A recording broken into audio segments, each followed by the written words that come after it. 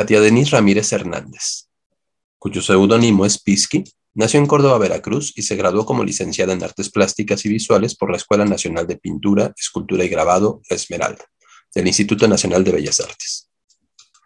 Ha tomado diversos cursos y especializaciones en el área de diseño gráfico, dibujo e ilustración, así como distintos seminarios de tatuaje.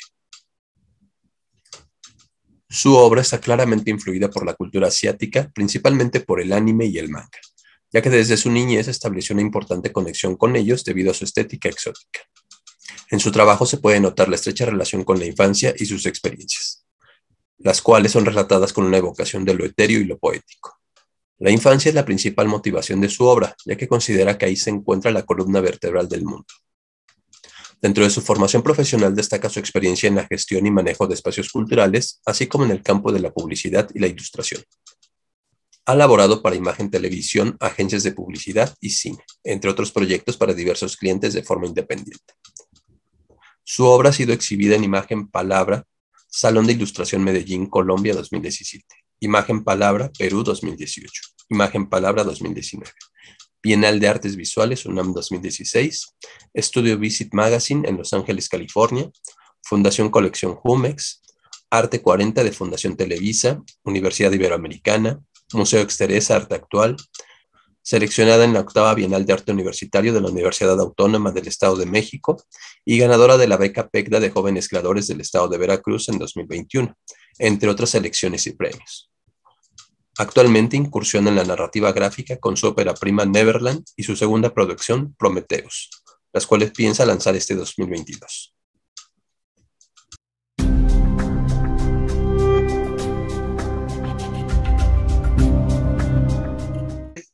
Yo primero, bueno, en mi niñez, yo nací en 1990, entonces me tocó una época de cambios, ¿no? Me tocó esta onda del TLC, bueno, ahora Telecan, se abrieron, digamos que, otros horizontes comerciales, comenzaron a llegar otro tipo de cosas de entretenimiento, y pues a mí me tocó como esa ruptura, ¿no? Entonces, yo el primer acercamiento que tuve con el manga, más bien, primero fue con el anime, y de hecho, si, bueno, si la gente conoce este tema, para que haya un anime primero debe haber un manga, ¿no? Pero en este caso, pues como éramos somos un continente latinoamericano, pues todas esos medios de entretenimiento para ese tiempo llegaban de forma muy contada.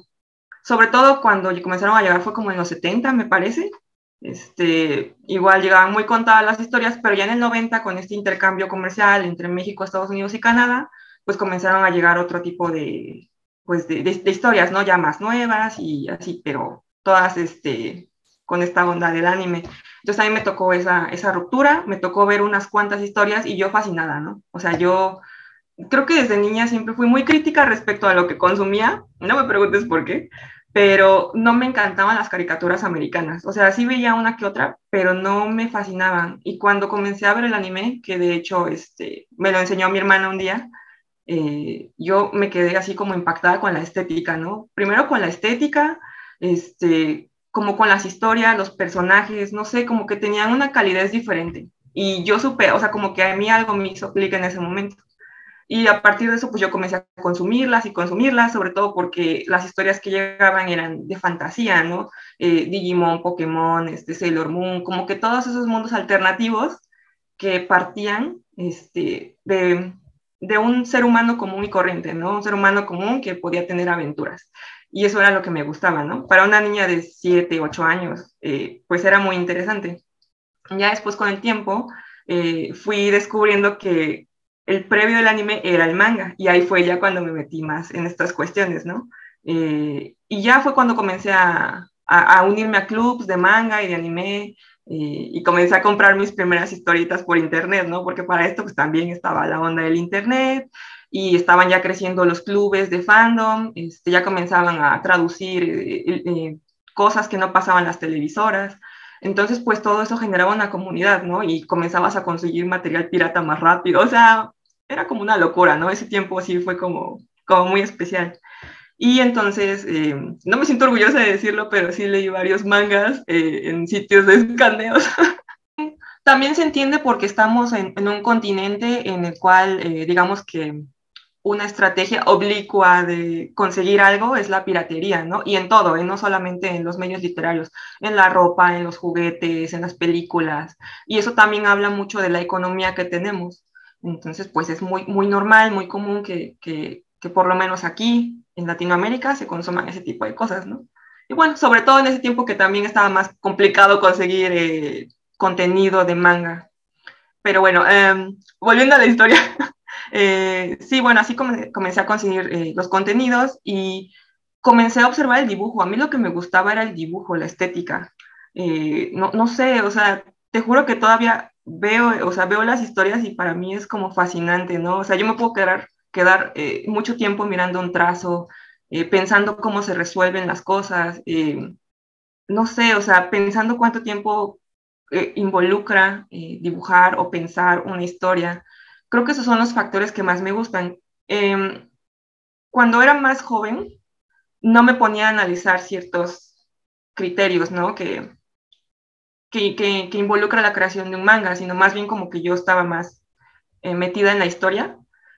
Pero ya cuando crecí, como que comencé a analizar otros factores, ¿no? La estética, la paleta de color, las temáticas, el tipo de personajes y todas esas cosas. Y creo que ese es un criterio que cuando era más joven pues no tenía, ¿no? Y no podía apreciar. Por eso es que ahorita mi yo del presente pues agradece todo eso y agradece todo lo que pasé antes para poder entender un producto como el manga, pues desde ahorita, ¿no? Y desde el arte, que creo que esa es la ventaja que me da el arte, que puedo analizarlo desde otra perspectiva.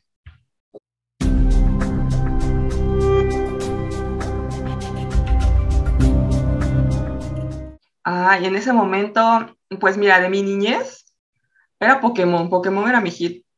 De hecho, tengo mi colección de Pokémon. Tengo ahí un montón de tarjetas. Así que desde que tenía 6 años, colecciono todo este tipo de cosas, ¿no? Digimon, Dragon Ball. De hecho, yo siento que Akira Toriyama tiene un pacto con el diablo, porque de verdad hizo una historia muy, no sé, es muy compleja, es muy rica, tiene muchas cosas. Sí, yo estoy segura que él y Rumiko Takahashi hicieron un pacto con el diablo. Estoy segura. ¿Cuáles otros? Um, bueno, más o menos como de mi juventud, me comenzaron a gustar otro tipo de títulos, más como de un género que se llama Yuri, que es como de relaciones entre chicas. Hay una que se llama Milk Morinaga, los dibujos de Reina Hibiki, ¿qué más? Bueno, también en cuestiones como de estéticas asiáticas, o bueno, japonesas, también jugaba muchos videojuegos, ¿no? Y sobre todo el de King of Fighters. Y había uno especial, el del 2000, el de la máquina del 2000. Ay, ¿cómo se llama ese autor? Ay, se me olvidó el nombre. Bueno, el de ese autor, déjame lo busco y te lo digo, pero bueno, ese ilustrador también era muy bueno y creo que básicamente en ese tiempo esos eran mis referentes, ¿no? Seguramente tengo un montón, pero pues ahorita no los recuerdo todos.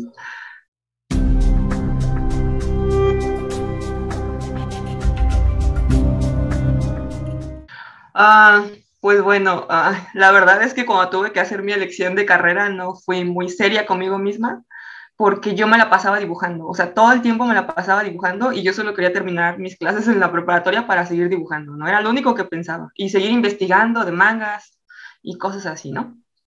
Entonces, cuando llegaron los exámenes, pues para mí fue muy duro porque fue un golpe de realidad, ¿no? O sea, como que dices, se te va a acabar el sueño, o sea, como el sueño de seguir dibujando porque tienes que escoger algo, ¿no?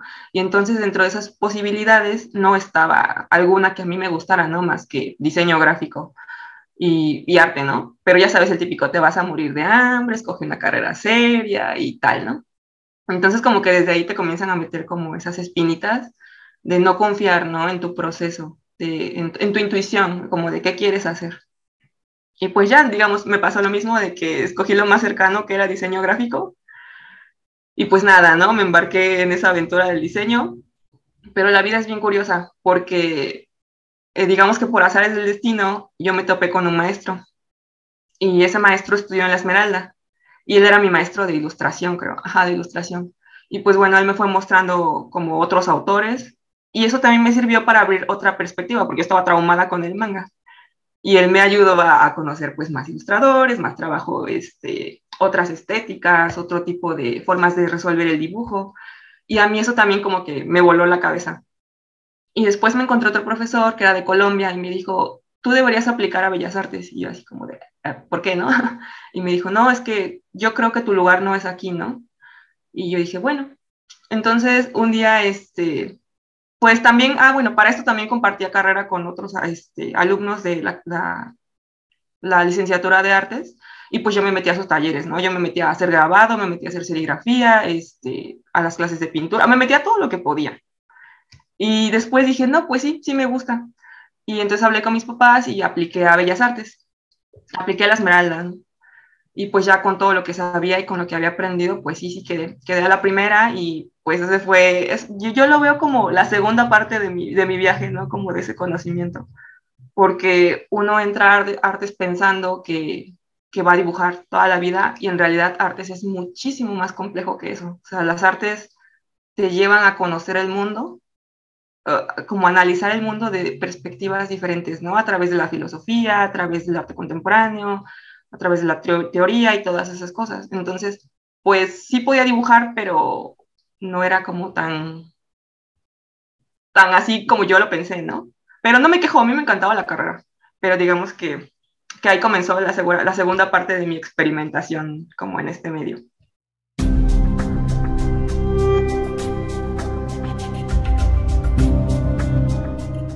Es que ese es un eterno debate, ¿sabes? Yo creo que la forma en la que se aprende, no hay una sola forma de aprender, como que cada persona tiene distintas inteligencias, y eso es muy, o sea, se reconoce, ¿no? Pero lo cierto es que la escuela te ayuda a saltar procesos. O sea, tal vez si yo hubiera hecho cosas de arte por mi cuenta, sí lo hubiera podido hacer porque yo sé que soy capaz, ¿no?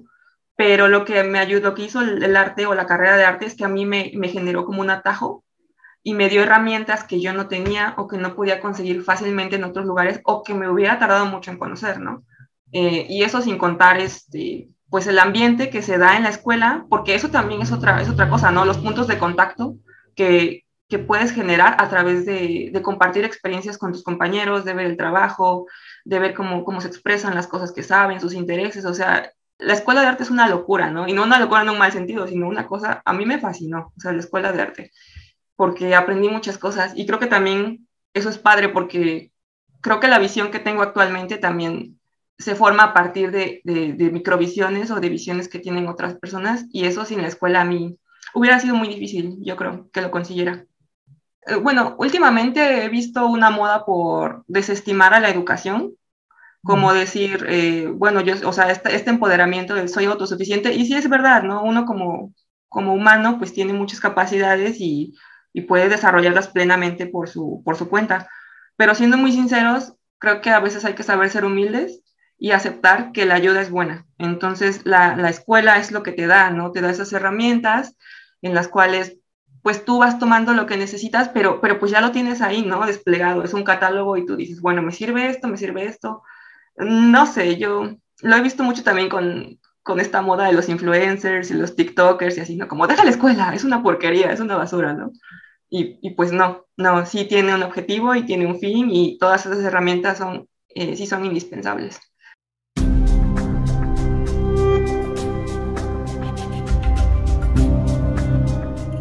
Bueno, ya después de haberte dado esta pequeña introducción de cómo fue que me involucré en las artes y el diseño antes del manga, eh, pues bueno, mi sueño de toda la vida siempre fue dibujar manga, pero por estas cuestiones de no te va a dejar nada, no hay un mercado aquí, tienes que escoger algo para vivir, pues escogí otra ruta, ¿no?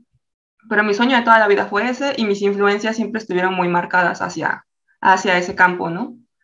Eh, bueno, entonces ya después de muchos años de estar en la escuela de artes, sucedió como otro quiebre de lo que yo considero pues mi trabajo artístico. Estuve trabajando en el taller de dibujo y así, ¿no? Porque ya casi en los últimos semestres yo dije, yo voy a dibujar porque sí, ¿no? Porque solo quiero experimentarlo y porque es algo que yo quiero hacer. Y muchos maestros me decían, no, pero ¿para qué vas a hacer esto? ¿No? Esto te lo puedes llevar al plano de lo conceptual, te lo puedes llevar al plano del arte objeto, de la escultura. Y yo sí, yo sé que pues el trabajo artístico puede tener muchas vertientes, pero yo quiero dibujar. O sea, es lo que yo quiero hacer ahorita. Entonces comencé a hacer unas piezas. Comencé a hacer traté en ese momento de hacer una obra que fuera muy sincera con lo que yo estaba buscando, ¿no? Entonces en ese momento pues comencé a experimentar con materiales y con distintos medios, por ejemplo con la plumilla y cosas de ese estilo, que, que me permitieran como sí hacer una obra plástica, pero también como acercarme un poquito al mundo del manga, porque como que me sentía rechazada, ¿sabes? En ese aspecto como de, ay, voy a dibujar esto y mis profesores van a decir que pues no es arte, ¿no? Entonces como que ahí estuve haciendo unas experimentaciones.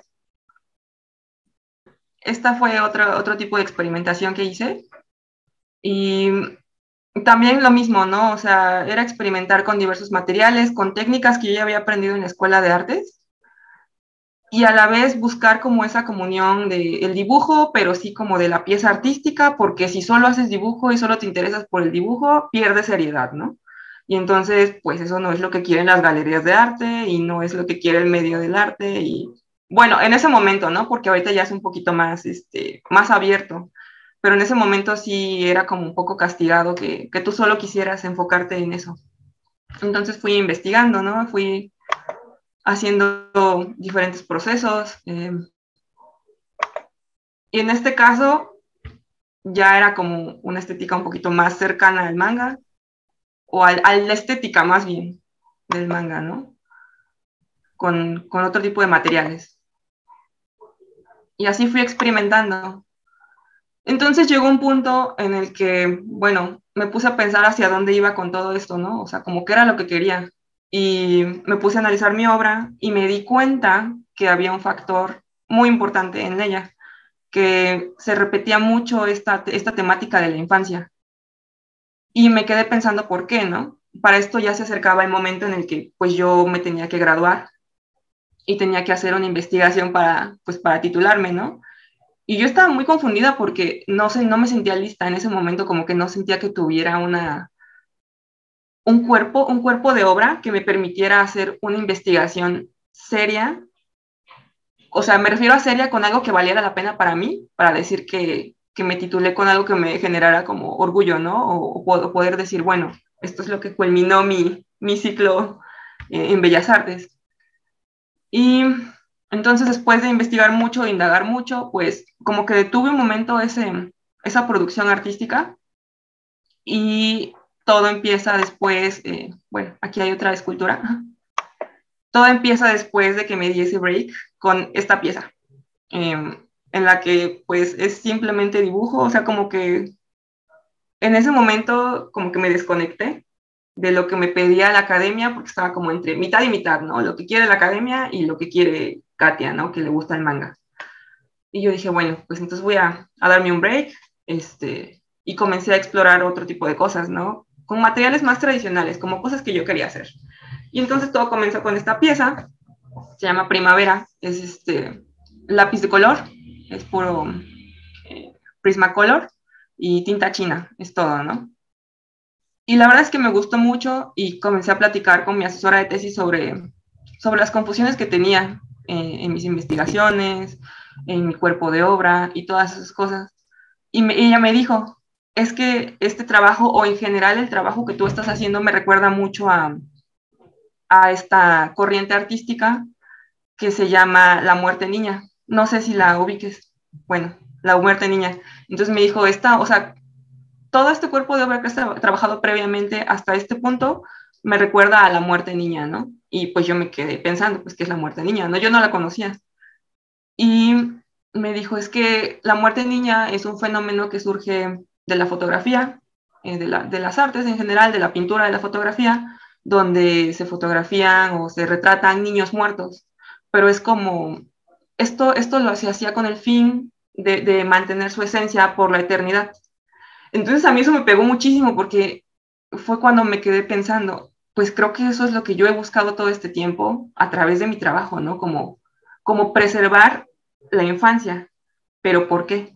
¿O cuál es la necesidad que yo tengo de estar recurriendo todo el tiempo a eso, ¿no? Y a partir de este dibujo, que es algo que me gusta mucho del arte, nació esta pieza. Este es otro eje de mi producción que se llama Un día de esplendor. Y justamente se llama Un día de esplendor porque es una escultura inestable de porcelana, donde hago una alegoría con la infancia o con la juventud y con las flores. Porque aunque uno quisiera conservarlas para siempre o conservar para siempre su belleza, pues es un elemento efímero, ¿no? Que desaparece. Y creo que eso es muy cercano a lo que yo estaba buscando en esencia, ¿no? Como conservar, como era, es algo a lo que yo siempre he recurrido, ¿no? En mi obra, estoy buscando eso, conservar esa esencia de mi infancia. Y solo me di cuenta hasta que comencé a trabajar este tipo de obras. Entonces, aquí adjunté unas imágenes de lo que son santos, o podría ser como significativo o relativo a la muerte niña. Esta es una pintura de 1708, igual que es muy relativa a ese fenómeno. Ella se apellida Lombardía, pero no me acuerdo de su nombre. Rosalía Lombardo, que es la momia más joven y mejor conservada del mundo, ¿no? Pero también fue como un referente, pues, para mi trabajo, ¿no? Otras pinturas de la muerte niña, igual como de esa época, de distintos autores. Creo que la última es de Diego Rivera. Las primeras dos no recuerdo de quiénes son. Y bueno, investigando, me di cuenta que no solamente era un fenómeno que se daba digamos que en las artes formales, por decirlo así, sino también en esta onda de la ilustración. Y comencé a encontrar cosas como en los cuentos, como Blancanieves, como esta onda, ¿no? De la muerte juvenil, ¿no? De la belleza perpetua. Y encontré otras cercanías, bueno, aquí hay otras imágenes, digamos que hay como que todo se une, ¿no? Al final, como que a veces la esencia creativa o el espíritu creativo humano es tan universal que se encuentra en todas partes. Y bueno, buscando me encontré esta fotografía y bueno, a mí me voló la cabeza, ¿no? De esa ilustración porque yo dije, wow, o sea, ¿cómo es que siempre termino regresando a lo mismo, ¿no? Y me encantó. Entonces, a partir de eso, bueno, realicé bocetos para hacer mi propia interpretación de lo que yo consideraba esto de la muerte niña y terminé haciendo esta escultura. Se presentó en el Museo Exteresa Arte Actual en el año de 2017 y es algo a lo que yo llamo escultura inestable porque una parte es de un elemento que va a permanecer para siempre casi porque la porcelana es muy difícil de degradar, pero por otro lado están las flores, ¿no? Y las velas, que son así como que un elemento, un instante, ¿no? Es la belleza que te va a durar una semana tal vez. Y justo hice como ese juego, esa alegoría. Y bueno, aquí hay otra fotito. Y bueno, aquí está la pieza en el primer día, toda bonita, pues toda fresca, ¿no? Y en el día 30 pues quedamos así, ¿no? Se queda así la pieza. Y al final, el resultado, o sea, la pieza final, pues es esta. Pues creo que podría decir que es la conclusión de la búsqueda que estuve trabajando, como de, no, Katia, no puedes conservar para siempre. Hay cosas que tienes que dejar ir. Y hacer este tipo de trabajos me ayudó a comprender, o sea, que tenía que buscar como otras formas, ¿no? O otras formas de trabajar, sí, pero también buscar ese algo que me estaba haciendo regresar una y otra vez a la infancia. Y bueno, para esto pasó que pues ya tenía que hacer mi proyecto de titulación y como hasta ese momento siempre había huido de hacer algo no formal como el manga, pues decidí que iba a ser como una escultura y acompañada de un pequeño cuento. En realidad el trasfondo es muchísimo más complejo, pero esa fue como la conclusión de lo que yo iba a hacer como mi proyecto de titulación, ¿no? Como Eran una serie de cuentos que iban acompañados de una figura, y esta figura era la representación de cada etapa de mi vida, ¿no? Como de cada momento que era importante. Pero hasta ese momento como que no cerraba algo y no cerraba algo en la pieza. Y como que yo no estaba convencida como por qué, ¿no? Y, y un día platicando con mi asesora me dijo, es que como que siento que algo no cierra. ¿Por qué mejor no pones en primer plano esto de la historia del cuento? Porque es algo que tú siempre has querido hacer. O sea, yo no, me dijo ella, yo no creo que lo tuyo sea que quieras hacer un art toy, ¿no? O esta figurita, sino que tú quieres dibujar. Entonces me quedé pensando, yo dije, pues es que no, o sea, los sueños te alcanzan, y creo que en ese momento me alcanzaron, y tuve que tomar una decisión también porque pues ya era mi último trabajo de la universidad, y pues yo dije, pues es ahora o nunca, ¿no? O sea, lo hago ahora o nunca, y pues me voy a divertir como nunca me he divertido, y me voy a dar la oportunidad, ¿no? Y entonces fue así que decidí hacer un manga, porque me di cuenta que mi sueño de infancia y juventud era hacer un manga. Y creo que eso fue lo que siempre estuve persiguiendo, pero a la vez como que yo me negaba por estas cuestiones formales de si haces esto, o si haces manga, o si haces cómic, no eres artista. Y está muy bonito tu trabajo, ¿eh? Gracias. Está muy padre. Lo hago con mucho amor, la verdad. O sea, todas las piezas que he hecho, creo que ese es el ingrediente secreto, ¿no? Hacerlas con el corazón y con mucho amor, porque así es como tú dejas algo en las personas. Sí, O bueno, por lo menos yo pienso eso. parece que Víctor está de acuerdo. Sí, de acuerdo, dice. No sé si quiere hablar o es que está de acuerdo. Pues, la verdad es que no sé si quisiera interrumpir a lo que está diciendo la chica, la señorita. No, pero entiendo perfectamente el proceso que está pasando, porque incluso me veo reflejado ahí, porque yo estoy pasando ese mismo proceso en mi Universidad de las Artes, aquí en Ecuador. Es exactamente lo mismo, o sea, yo veo mi futuro en ti. ¿Sí? Literal, el futuro. Ah, pues El el mismo. secreto está en mandar a todos al carajo y hacer lo que tú quieras. Ese es el secreto. No, Sí, es en sí. serio, porque mira, ¿quién más va a vivir por ti? O sea, ¿cuántas veces tienes la oportunidad de vivir un sueño? Si te pones a pensarlo. Entonces, tú experimenta. Habrá Sí, quien te tienes diga mucha que no. razón, porque he visto a muchos compañeros que así mismo segundo, tercer semestre, cuarto, ya desisten porque sienten que la universidad no les está dando las herramientas que al final es lo que buscaban de un principio. Por ejemplo, uno que le interesó más la animación, entonces la universidad, como es arte formal, no llegaba a nada ahí con él, entonces decidió retirarse. Y otros, en cambio, como que dividieron su alma en dos, así como que lo que realmente quieren y lo nuevo que están aprendiendo, porque como que el arte, así como usted dice, la filosofía y la forma de ver el mundo, es como que útil de cierta manera, es útil, universalmente es útil, entonces siguen estudiando en la universidad, ¿no? Yo, por ejemplo, así mismo, mi interés, como el suyo, le digo, siempre ha sido el manga del dibujo, pero cuando vi mis posibilidades, vi que lo que había era la Universidad de las Artes, el Colegio de Artes. En México, allá, en su lado, sí les digo que hay muchas más posibilidades acá en Ecuador. En Ecuador sí estamos súper escasos con eso de la educación de artes, súper escaso, escasísimo. Entonces mi tesis solo tenía una opción nada más allá, hacer un arte más formal.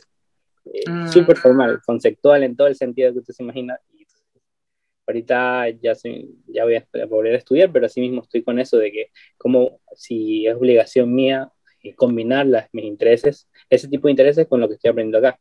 Pero veo que usted lo logró, o sea, veo cómo llegó a esa conclusión, o sea, ese esfuerzo suyo por tratar de unir sus dos facetas, o sea, el suyo actual, el suyo de su pasado, cómo se unían para acabar esas obras. Por las obras usted que me mostró ahorita de los muñecos, de las porcelana con flores, me encantaron, aún siendo de que el simbolismo gráfico de las muñecas y las flores son como muy básicos, uno puede pensar, pero incluso la forma como usted lo presenta, le demuestra que son esculturas inestables, y como que me encantó.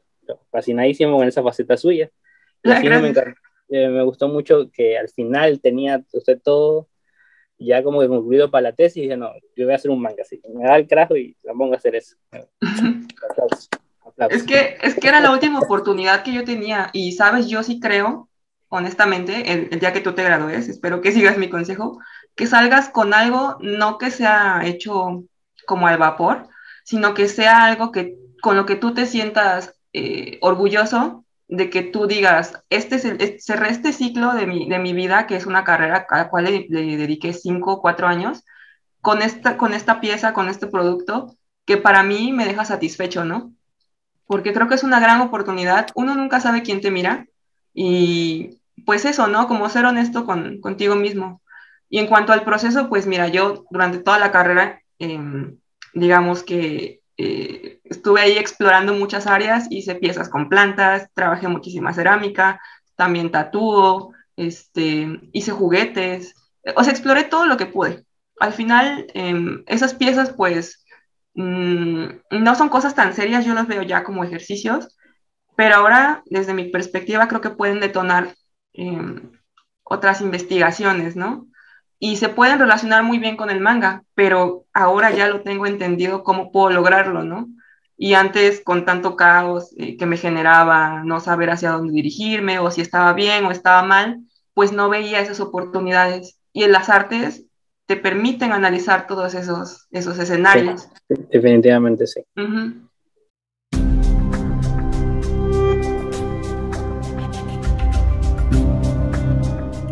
Bueno, ahora sí, te voy a enseñar,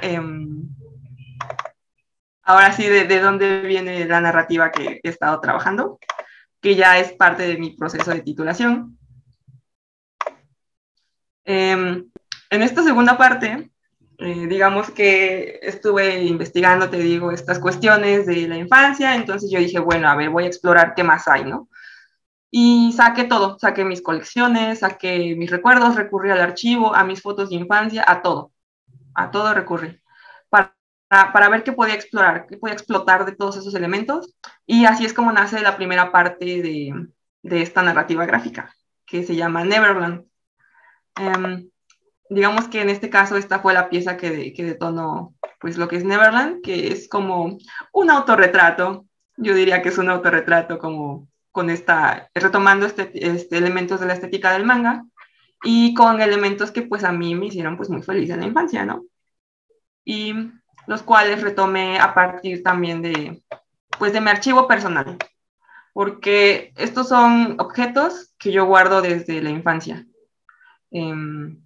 Que el videojuego, que la lonchera, la pokebola, los tazos gastados, álbumes de Pokémon, una playerita, cosas de ese estilo, ¿no? Y creo que al final termino haciendo una unión de estas dos cosas, de las artes y del manga, por decirlo así. Porque a esto, pues, no sé, tal vez le llamaría dibujo escultura o una cosa así, porque el dibujo no se puede presentar. O sea, sí podría, pero de forma ideal yo lo presentaría con los objetos para que tuviera una carga simbólica más fuerte. Pero bueno, entonces de ahí comienzan a crecer estas cuestiones para desarrollar mi obra Neverland. Ah, perdón, olvidé de decir que esta pieza se llama El principio de la fantasía, porque fue como verlo así, ¿no? Como de dónde nacen todas estas inquietudes. Aquí está la imagen un poquito más grande, si la quieres ver. Los Y bueno, tazos. ¿perdón? No, que me quedé con los tazos. Sí, ¿verdad? Yo tengo un montón de cajas y cajas de esas cosas. Pero bueno, aquí está la portada, que de hecho es este dibujo que trabajé previamente. Esa es la portada de mi historia. Y bueno, se llaman... no quiero quemarla porque tengo planes con ella para este año, que es presentarla a concursos y, y bueno, algunos concursos son muy estrictos en cuanto a las bases, te piden que no haya cosas publicadas o cosas de ese estilo, ¿no? Entonces voy a presentar cosas muy puntuales como para que sepan cuál es mi proceso de trabajo, para que se entienda y como por qué llegué a la conclusión con esta obra, ¿no? Neverland es la historia de cómo me encontré conmigo misma y cómo encontré mi camino hacia la adultez. Porque después de atravesar todo este camino, en el que me di cuenta que siempre recurrí a la infancia, que siempre había algo ahí que yo estaba buscando, que sí quería dibujar manga, que era mi sueño de juventud y bueno, de infancia, pues también me di cuenta de otra cosa y me di cuenta que siempre me estaba escudando en no querer crecer, en pues como que no era consciente, ¿no? De que uno como ser humano pues tiene sus ciclos en la vida y se cierran, unos se cierran, otros se abren. Y entonces, pues yo no estaba consciente de eso. Yo pensé que pues uno siempre iba a ser joven, ¿no? O sea, como que uno no quería, o bueno, más bien, yo no me quería preocupar por ese tipo de cosas. Y me aferraba a ciertos comportamientos, había cosas que me estaban impidiendo adaptarme parcialmente a la vida adulta. Y digamos que Neverland es la conclusión de todas esas experiencias que yo tuve que atravesar pues para darme cuenta, ¿no? Pero es más como una metáfora. Eh, para quien ha leído los libros de J.M. Barrie, pues sabrá que Peter Pan es un personaje que él creó y es la representación de la eterna juventud, ¿no? Pero tiene muchos rasgos narcisistas, es egoísta, es cruel y es muy inmaduro y él no quiere crecer. Entonces él vive en un lugar que se llama Neverland y en Neverland la juventud, la diversión y la infancia son eternas. Entonces, a partir de este personaje, pues se crearon varias corrientes, incluso psicológicas, en la cual hay un síndrome que nombra a las personas que no quieren crecer, que se llama síndrome de Peter Pan. Y a partir de eso, pues bueno, esa es la analogía, ¿no? Yo en ese momento de mi vida yo sentía que estaba como en Neverland, ¿no? Estaba como muy negada a crecer, como muy negada a, pues sí, a crecer, eso básicamente, ¿no? Como a entender las etapas del ciclo humano. Y entonces eso me llevó a tener como cierto tipo de problemas. Pero básicamente es por eso, ¿no? Hice la analogía entre lo que significa Neverland para mí, que atravesó las fronteras de la literatura y se va, o sea, para mí es parte de la vida diaria de muchas personas, de muchos jóvenes adultos que no quieren entender que su etapa de juventud ya pasó y que tienen que asumir las consecuencias de la vida adulta, que no, o sea, al final del día no lo puedes evitar. Básicamente de eso se trata.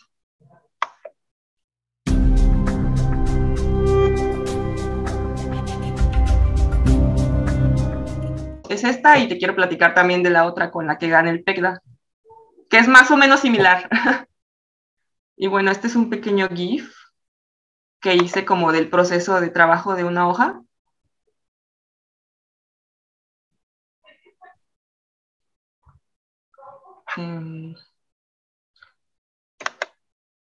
Pero bueno, aquí ya comienza la parte del proceso de trabajo. Yo lo que hago generalmente para crear los personajes es observar.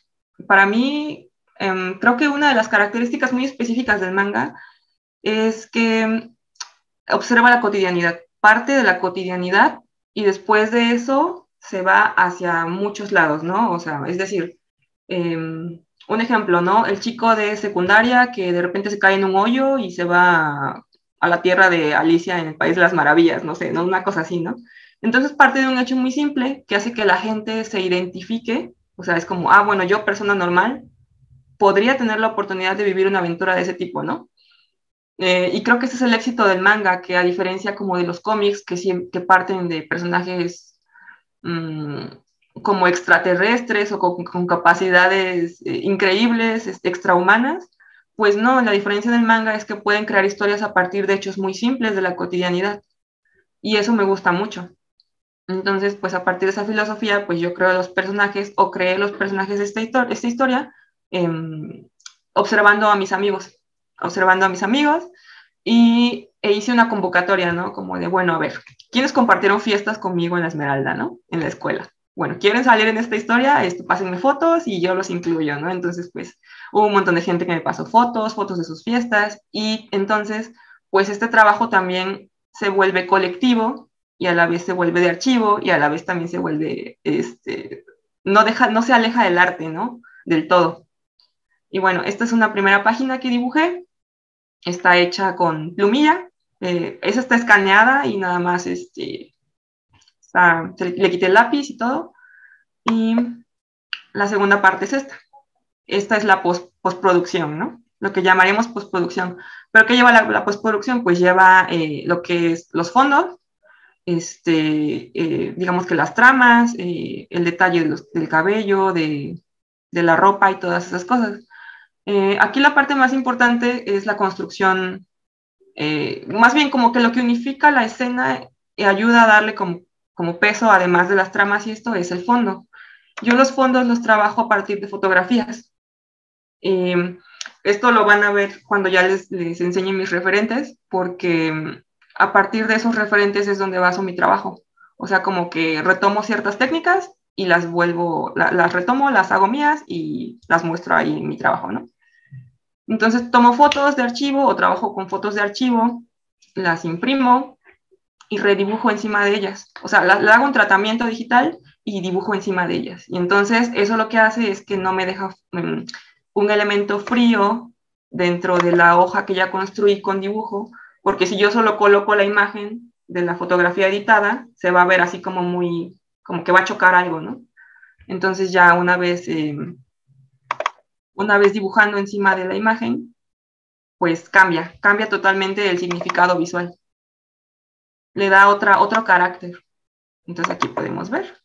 Obviamente también lleva su postproducción y todo eso, pues para que la imagen se vea pues unificada, ¿no? Y lo mismo, por ejemplo, aquí quise poner un ejemplo de 3 imágenes que utilicé para la primera página de esta historia y el resultado ya después del dibujo encima de la fotografía. Bueno, primero de la edición de la foto, el dibujo encima de la foto, el escaneo y otra vez la postproducción, porque si es una chambota, pues es este. Y entonces se nota la diferencia, o sea, se nota que si bien tiene de base una fotografía, pues tiene calidez el dibujo. Tiene calidez la escena, perdón, utilizando el dibujo. O sea, como que no se pierde ahí con una sola fotografía nada más.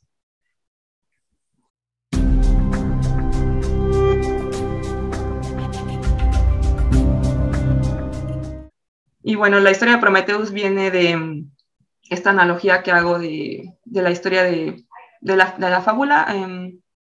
Olvidé el nombre.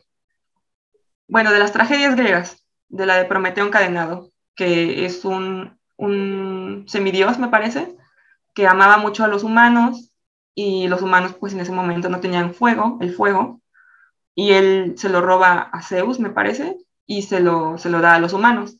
Entonces, pues tener fuego era así como, pues, una hazaña, ¿no? Entonces, pues este amor que tenía por los humanos lo llevó a sufrir un castigo, y en ese castigo lo amarran a una piedra.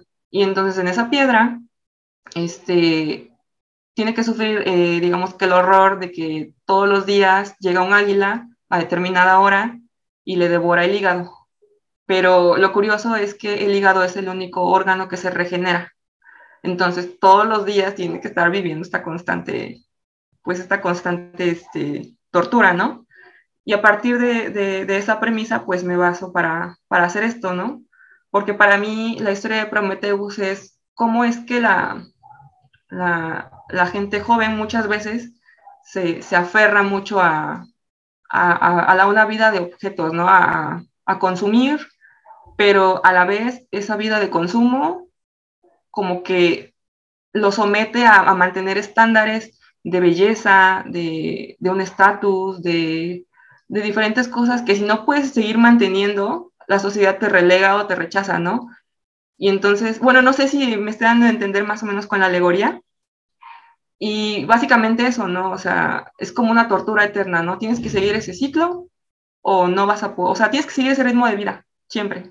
Y no es agradable porque la gente por eso luego tiene malestares como depresión, situaciones eufóricas o disfóricas, suicidios y todo ese tipo de cuestiones que pues la sociedad te empuja a, a tener si no cumple ciertos estándares en la vida, ¿no?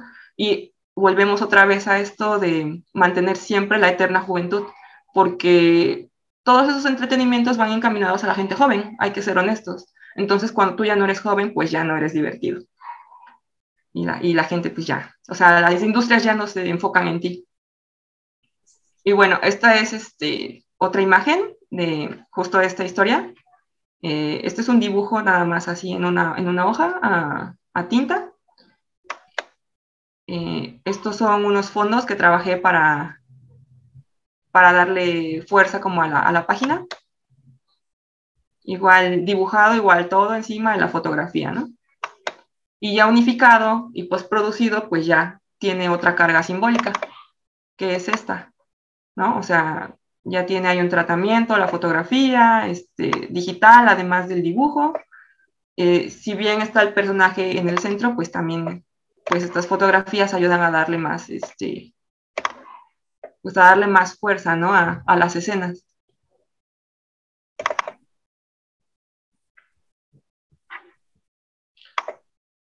Y bueno, básicamente, creo que esta es la última imagen, sí. Básicamente esa es como, a grosso modo, la forma en la que trabajo, porque pues sí considero muchos aspectos para crear una historia, justo porque, bueno, ya estudiando aspectos del manga y así, me he dado cuenta que hay un error muy grande, ¿no? O sea, en cuanto a la gente que está produciendo manga ahorita en Latinoamérica, porque solo, o sea, hacen un muy buen trabajo, hay gente que hace un muy buen trabajo técnico, pero no se pone a pensar los aspectos de fondo, ¿no? Bueno, ¿qué hay en el fondo de la significación de un manga?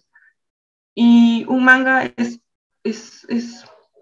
pues es una estructura bien compleja que habla sobre cómo vive una sociedad, cómo se desenvuelven profesionalmente, socialmente, afectivamente, y hay ciertos códigos que para ellos tienen lógica y para nosotros los latinos no la tienen. Entonces, para mí no tiene mucho sentido que se estén replicando cosas o elementos que al final no pueden ser entendidos dentro de la sociedad, ¿no? O sea, o por lo menos que no haya una asimilación de, ¿no? Porque en otros países se ha logrado hacer una reinterpretación de lo que es el manga, por ejemplo, en Hong Kong, creo que se llama manga, una cosa así, en China está ay, no me acuerdo de todos los nombres bien, en Corea está el manhwa, en Francia y en Bélgica, que está súper fuerte este movimiento, también está la nouvelle manga o la bande dessinée, pero como que se enfoca más en el manga, ¿no?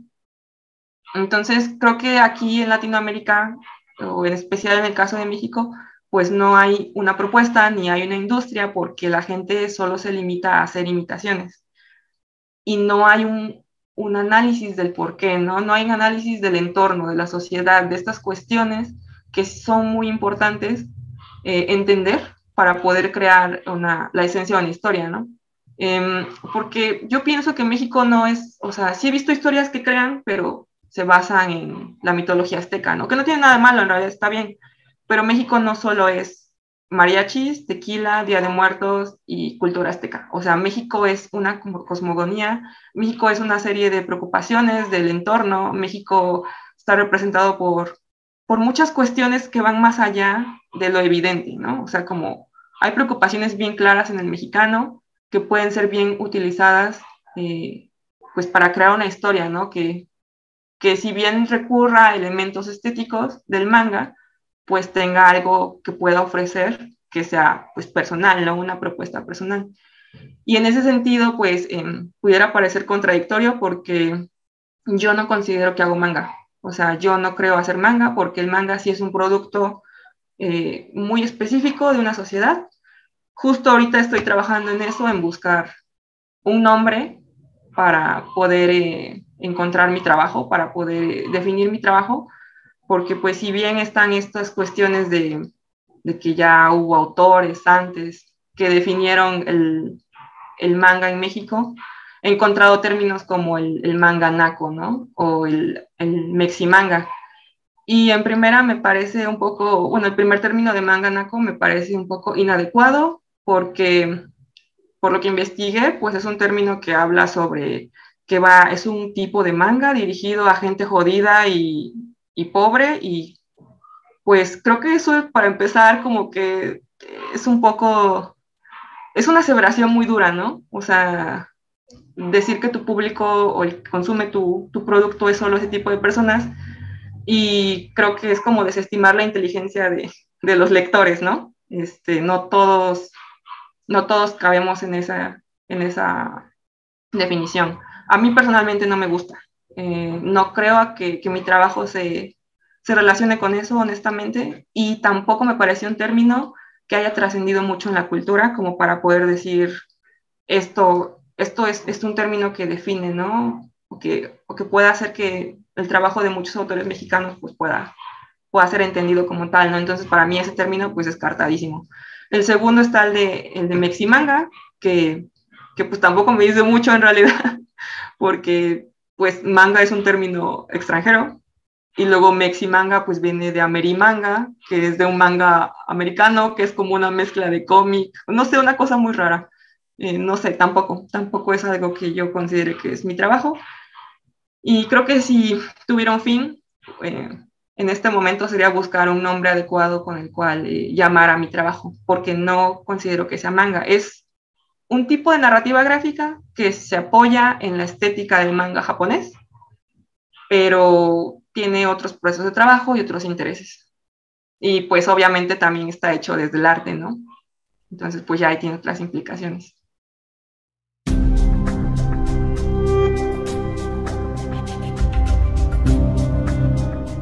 Fíjate que en esos aspectos me metí de hecho a hacer como parte de mis investigaciones a grupos de Facebook, ¿no? Que de hecho creo que Víctor viene de uno de ellos, que se llama Dibujantes de Manga, ¿no? Porque ahí puse la invitación. Pero hice una pregunta, ¿no? Si ustedes tuvieran la oportunidad de nombrar al manga dentro de México, ¿qué palabras podrían utilizar? O que, como investigación de campo, ¿no? Pero, o sea, la verdad sí me llevé una serie de palazos porque la gente está muy acostumbrada al status quo en el que están como que inmersos dentro de lo que es el manga, justo por esto, ¿no? Por esta falta de análisis y por falta de, podría decirse como de un criterio propio, ¿no?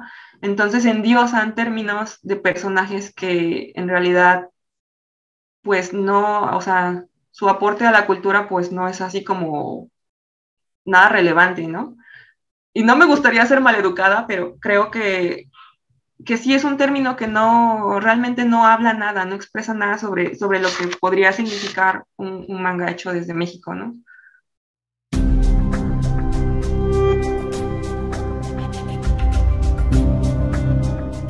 Es Ah, que, bueno. o sea, sí es, o sea, como dices tú, ¿no? Es mirar al lector desde abajo y también no, por lo menos en mi caso, no es el tipo de lector al que yo busco llegar para empezar. Y pues no me ofrece nada significativo, entonces pues lo descarto totalmente de tomarlo en cuenta para algo. Lo he llegado a mencionar en mis investigaciones, en mi tesis o algo así, pero solo como, pues como algo que no quiero repetir, ¿no? O sea, como algo, como un elemento que yo no quisiera que definiera, pues, algo en mi cultura, no lo vería así. Y por otro lado, ahorita qué bueno que mencionas esto del Calimán y de esas historietas mexicanas, porque en este análisis reflexivo que hice, uno de los trabajos más interesantes que me parece es el de la familia Burrón. Es un caso bien específico y bien bonito, ¿no? Ay, se me olvidó el autor, siempre se me olvida. ¿Tú lo Gabriel recuerdas? Vargas. Gabriel Gabriel. Vargas.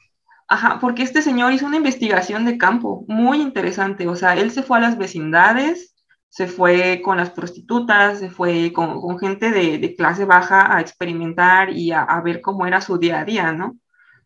Y eso es muy similar a lo que hacen los mangakas, ¿no? Los dibujantes de manga. Porque ellos parten a partir de su cotidianidad.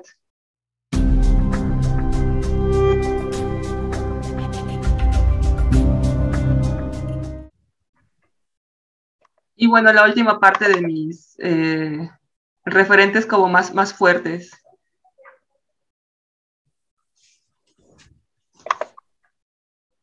No sé qué quieras ver. Sí, sí, sí. Bueno, entonces te voy a compartir esta.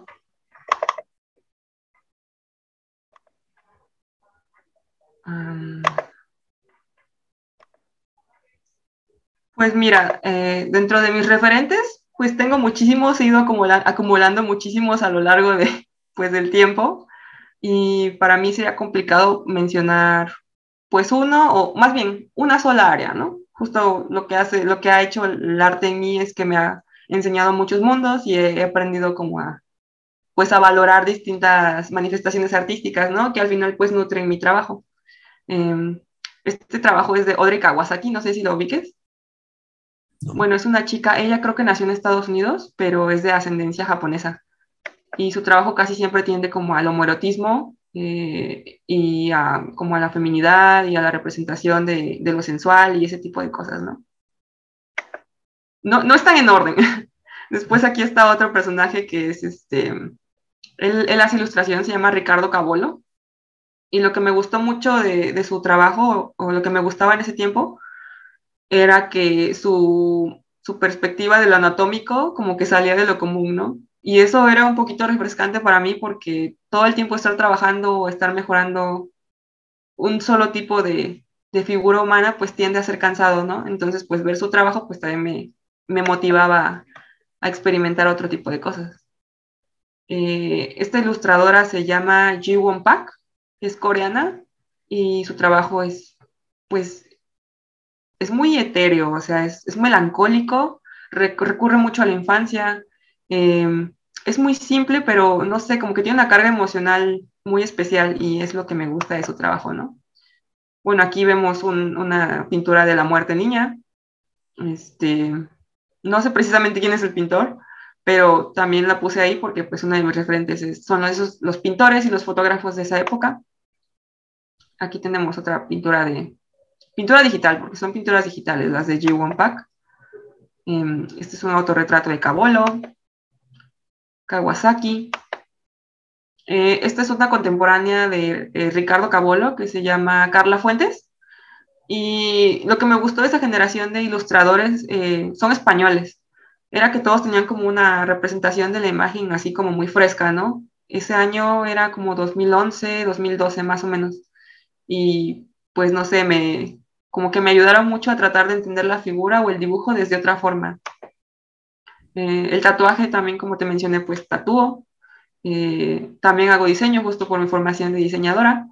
Y mm, creo que el tatuaje fue como el último eslabón que me llevó a entender que el dibujo se expande hacia donde quiere, ¿no? El dibujo es donde quiere ser y está bien padre como poder llevar a otras superficies todo lo que haces, como un poquito de tus creaciones, como que lo lleve la gente eternamente, es increíble. Bueno, otro de Kawasaki. Creo que esta es una chica que se llama Gemma Correll. Igual, creo que me llamó mucho la atención su dibujo muy naif, como muy infantil.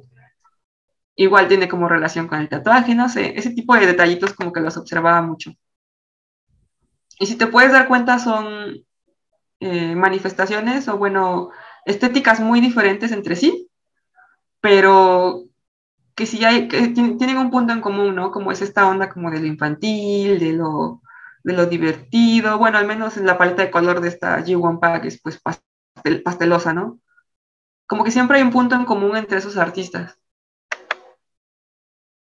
Mm, de G1 Pack, es que ella es de mis favoritas.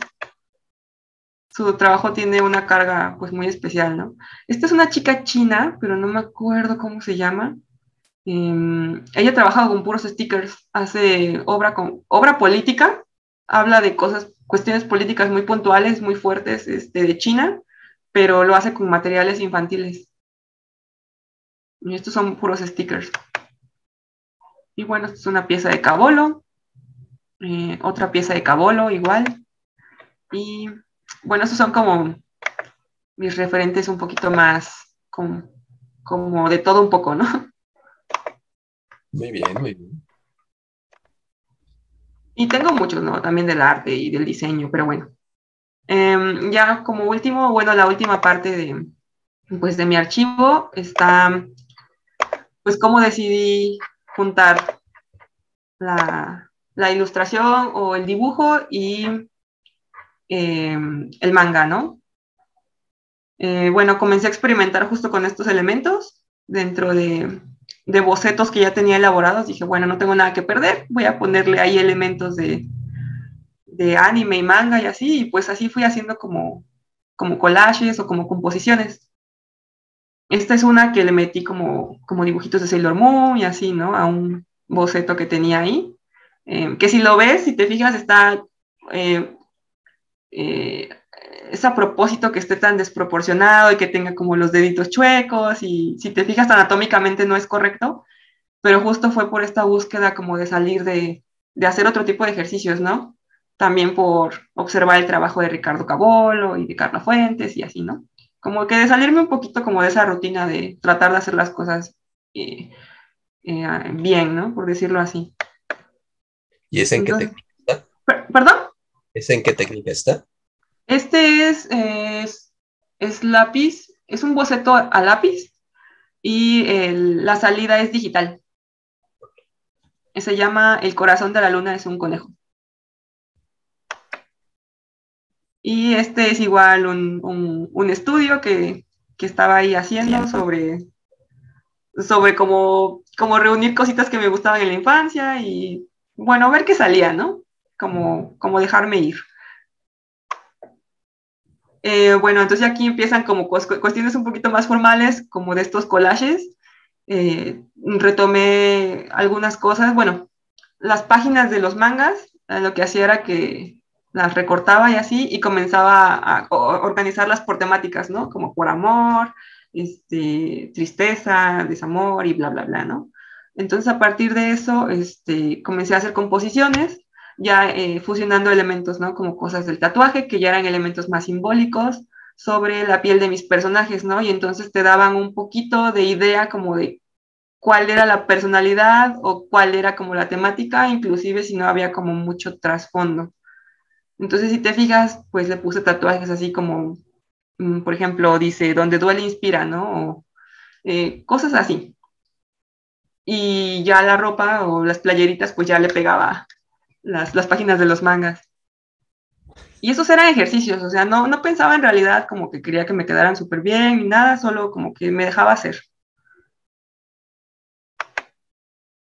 Este también se llama Saber Perder y es como la historia de una chica como que le rechazan y lleva su ramito de flores y por eso dice como que ya tuve suficiente, ¿no?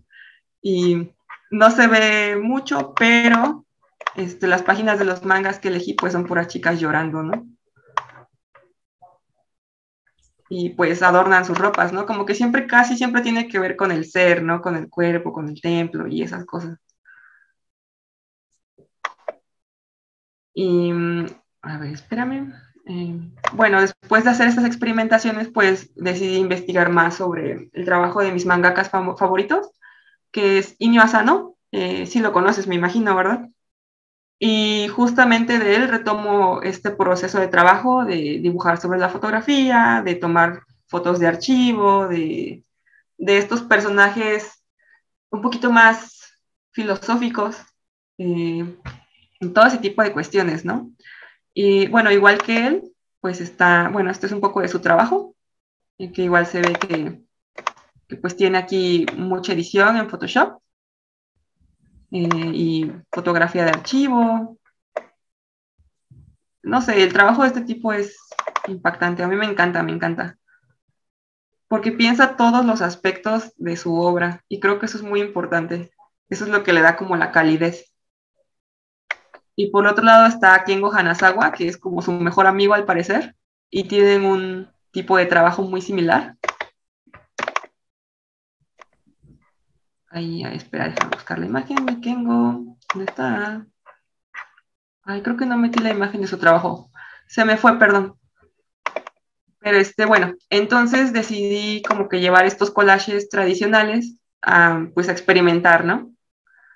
Y bueno, utilicé una foto de archivo del paso de Shibuya con esta imagen de la ilustración de Saber Perder y voilà, ¿no? Como que me dio el resultado de esta imagen.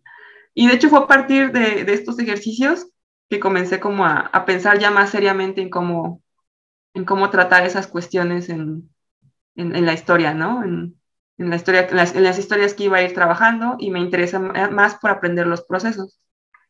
Y yo creo que si tuviera que mencionar mi top de referentes, mi top, además de estos dos, es Akiko Higashimura y su obra Kakukaku Shikayika, no sé si lo estoy pronunciando correctamente, que por azares del destino me la encontré cuando estaba haciendo mi obra de Neverland, y yo dije, wow, o sea, como que, por eso te digo que a veces el destino es muy curioso, ¿no? Como que te va dejando los elementos que necesitas para ir desarrollando tu vida o desarrollándote en la vida, no sé cómo expresarlo.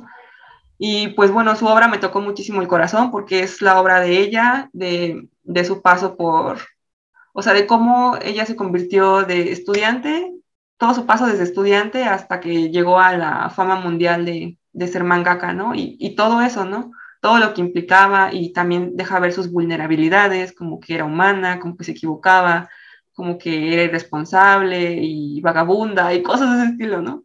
Y no sé, me pareció un trabajo muy bonito y creo que pues ella sería así como mi super top.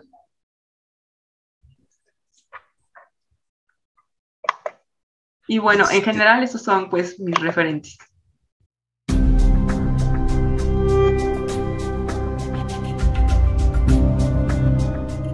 A ver, déjame ver. Pues aquí tengo un montón. Porque como he estado trabajando en mis cosas, aquí los tengo.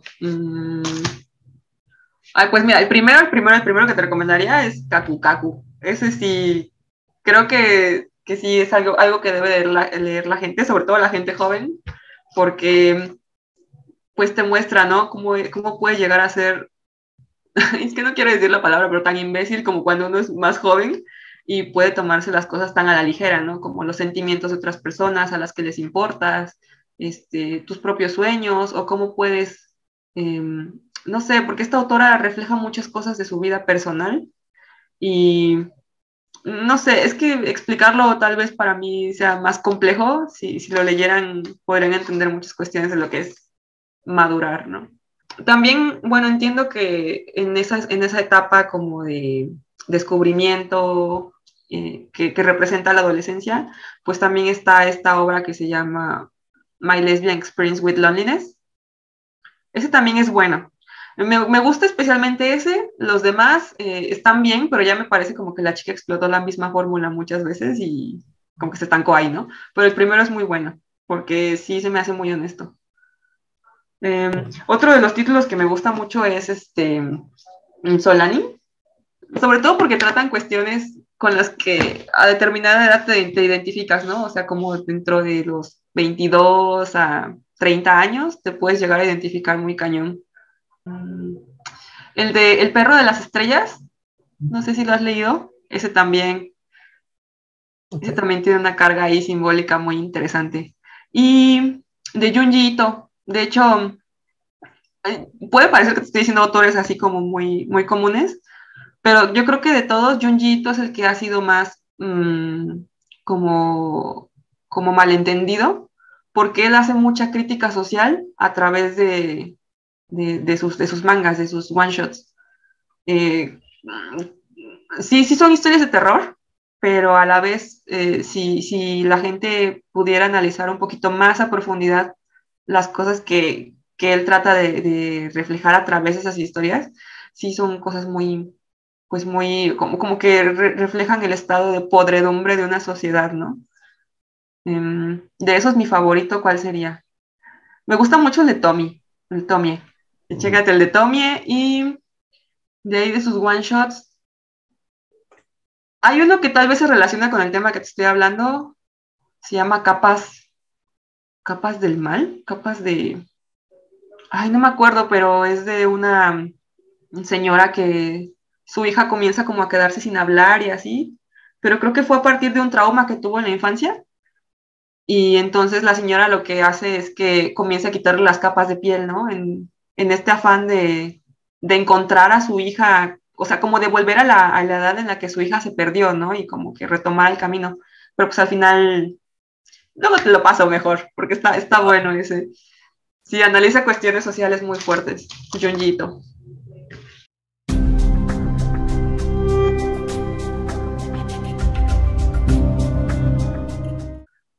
Pues no sé, es que yo soy relativamente nueva en este mundo, ¿sabes? Yo realmente, digamos que debuté con Neverland y con Prometheus, es la primera vez que hago narrativa gráfica en mi vida y no estoy tan metida en este medio, pero lo poco que he podido como investigar o indagar, hay una historia que me llamó mucho la atención, que fue la que ganó el primer premio de la Fortaleza, creo que se llamaba Odio este lugar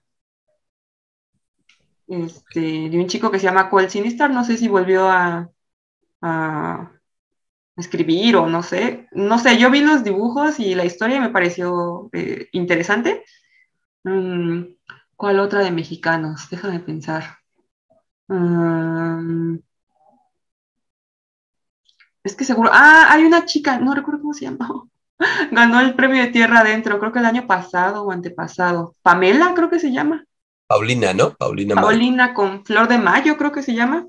Leí un poquito de su trabajo. De manga, no sé si te podría mencionar alguno. Sé que hay gente que es muy buena dibujando, pero en las historias no he encontrado alguna así que yo diga, wow. Porque casi todas son como de robots o cosas de ese estilo. No he encontrado una que yo diga, esta me mueve, ¿no? Creo que no. Pero técnicamente hay gente muy buena. Mm, ¿Quién más podría ser? Mm, es que seguro sí he visto varias, pero no me acuerdo.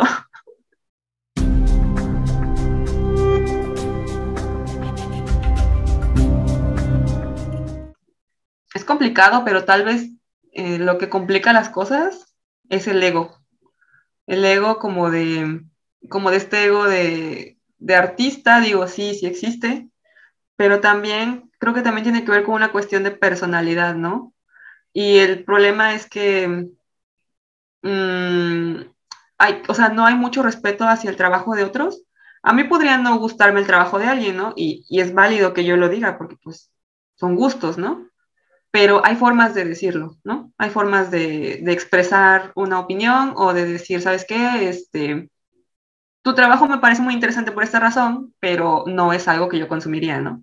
O no sé, como que también darle espacio a nuevas generaciones, porque también está esta envidia, ¿no? Yo siento como de gente que está descubriendo cosas nuevas y entonces ya comienza a rezagar de alguna forma a los autores pasados y pues hay que aceptarlo, ¿no? O sea, digo, hay autores que se mantienen muy bien, muy vigentes, pero porque hacen su trabajo.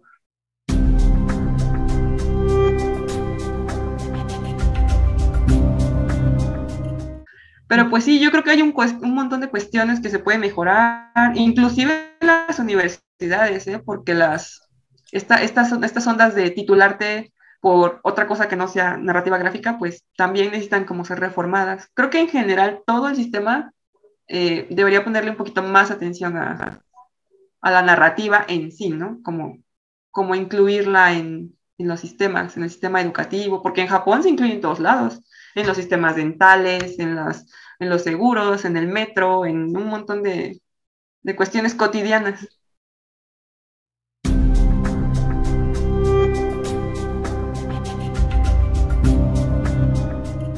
Y por ese lado, pues también tengo que ser sincera, ¿no? No me voy a ir metiendo a todos los concursos que encuentre porque pues nada más son concursos, ¿no?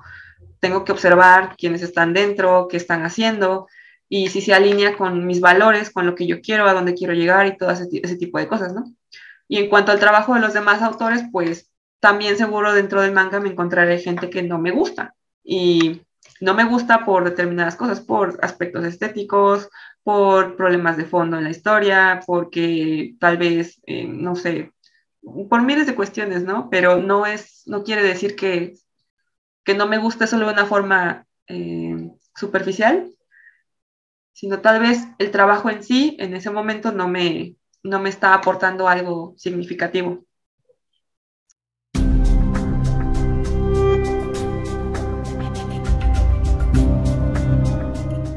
Justo ahorita, bueno, los primeros días de enero me puse a trabajar en una agenda para recolectar cuáles son los concursos a los que me quiero meter, porque hay muchos, ¿no? Pero los concursos que me interesan como para proyectar mi carrera profesional dentro de la narrativa gráfica y he estado viendo varios, ¿no? Dentro de México, fuera de México, y creo que ese es mi principal objetivo ahorita, como centrarme en eso. Tengo en mente otras historias. Sí creo que para crear historias debes tener una vida interesante, la verdad. Y puede parecer que no, pero yo sí he sido una persona que ha vivido muchas cosas, muchas, muchas, y me gustaría, me encantaría como depositar todas esas experiencias en más historias de narrativa, ¿no? Pero ahora estoy pensando eh, más o menos como en dónde podría moverlas o más bien la historia. No sé, como que hay un proceso ahí antes de bajar el, el argumento o cosas de ese estilo, ¿no? Em, ¿Qué más? ¿Qué más? ¿Qué más tengo en mente? Pues, no sé, producir mucha obra. Tampoco quiero alejarme mucho de las artes, me gustaría seguir pintando, honestamente, y estoy pensando, bueno, tengo en mente reformar toda mi obra plástica. Creo que hay un momento específico de mi vida que ya pasó y en este momento me gustaría como trabajar cosas nuevas, ¿no? Cambiar la paleta de color, buscar otros formatos, experimentar con materiales. Creo que básicamente eso. Estaría haciendo, bueno, y esta parte de la investigación como de cómo nombrar a esto que estoy haciendo. Eso me gustaría. Y bueno, muchos otros planes, ¿verdad? Pero es largo, es largo.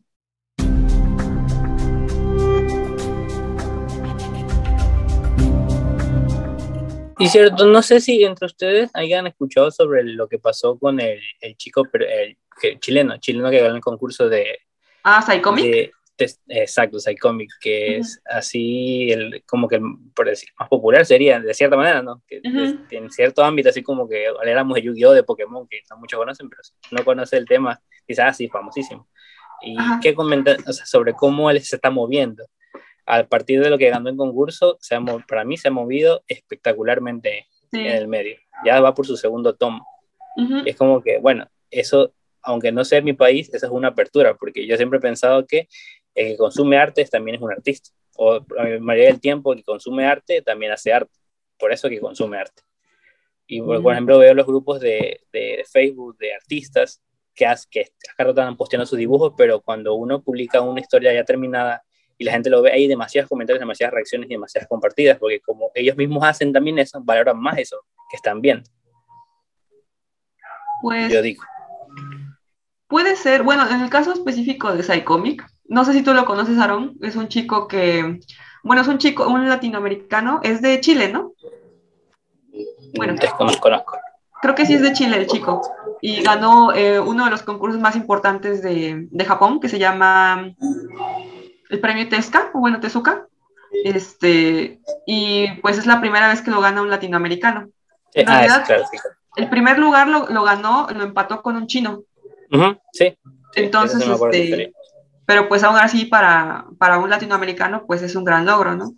Lo que yo sí Incluso, veo, o sea, me gustó la historia, estuvo muy, muy divertida, eso sí, o sea, como que tiene ahí como un elemento de frescura, así como entretenido, o sea, cumple su función que es entretener, ¿no? que es Pero principal, arte es entretener. lo que yo sí veo es que es muy, los elementos que él desarrolló en su obra son muy, como que muy repetitivos de otras historias, o sea, yo lo vi y No, pensé, claro, es que en sí mismo la historia no tiene nada diferente, ¿no? La cuestión es esa. La cuestión el digo, es dibujo, que ¿sabes? A mí me llamó más la atención el dibujo, los personajes. O sea, que vi y yo dije, bueno, este es de Fairy Tail, este es de claro, sí, Boku no es que igual Hero. uno tiene que poder emparejarlo con otra cosa para poder como que valorarlo más de cierta manera, o poder Y, comprenderlo.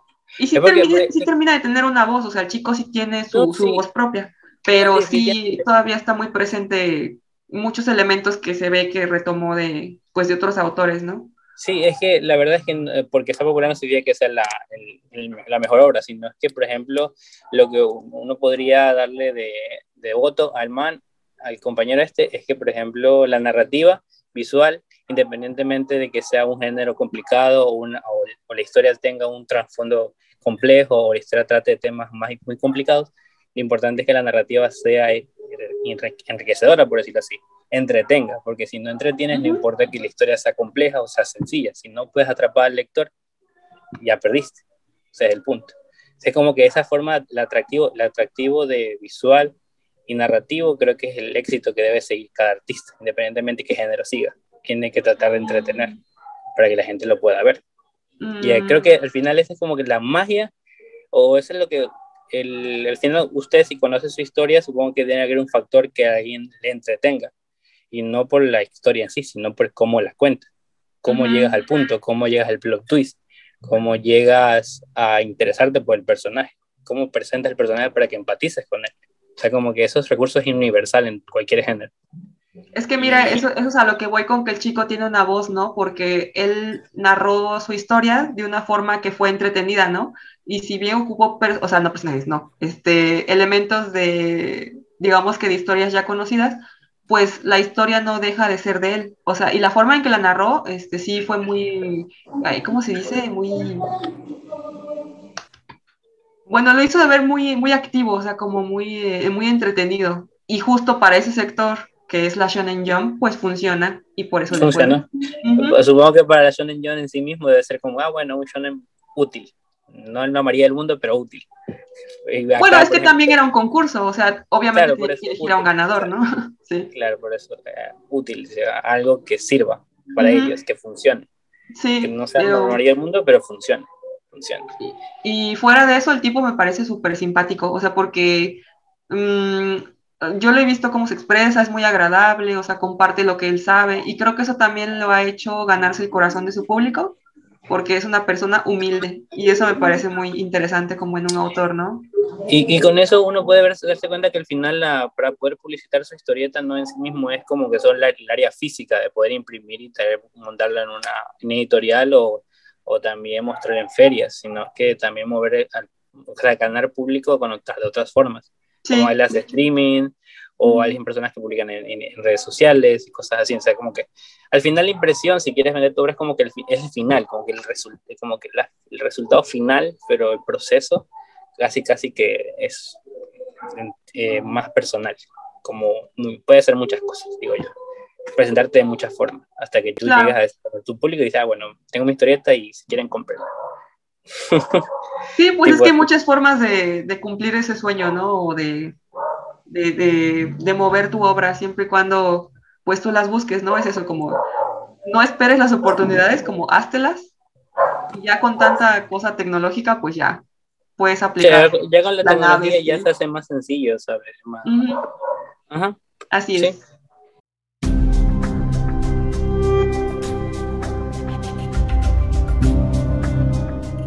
Es cierto, una cosita, déjame ver si me molesto saber que le hice el dibujito a la chica cuando estaba acá. ¡Ay, qué bonito!